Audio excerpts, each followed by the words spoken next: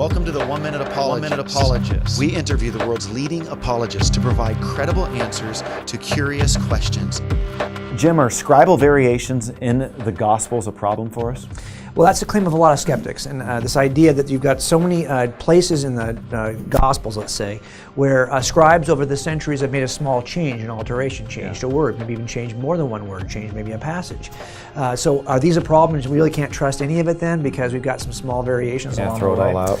And I think that this is part of a problem of people not understanding how crime scenes are working. There's actually a helpful analogy, I think, in crime scenes, because you never get to a crime scene that's not messy. I mean, I wish I could go in and I open the door to the crime scene and I get there and everything there is a piece of evidence that I am now going to use to find the suspect. But the reality is that crime scenes are filled with artifacts and evidence. Artifacts are some things that are in the crime scene before the crime even started. Or, let's say it's paramedics who rushed to the scene to save the victim and couldn't save the victim, but now you've got blood smears based on the paramedics, you've got their wrapping materials for the bandages, you've got sutures, all this stuff's everywhere.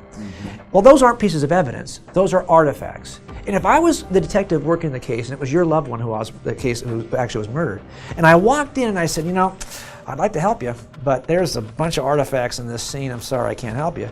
You'd say, well, wait a minute. You're being derelict of duty. You have a duty to separate out the artifacts so that you have enough evidence to make your case.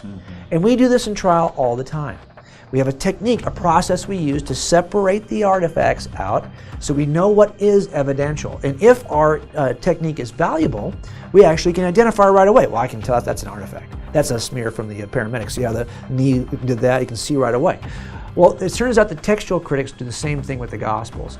They have a certain process in place that helps them identify what is an artifact.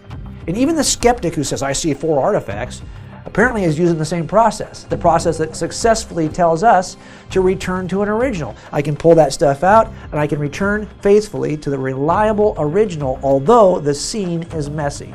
And that's what we're trying to do here. We're going to use the same process of identifying late entries, comparing documents over the years. The more copies we have, the more pictures I have of the scene. If I had a picture every 5 seconds of the scene, I'd be able to go back and get to the original. If I've got manuscripts that span a course of years, I've got a lot of manuscripts, I can compare these to one another and get back to the original. The same process we use in crime scenes, we can use in the Gospels. Thanks, Jim.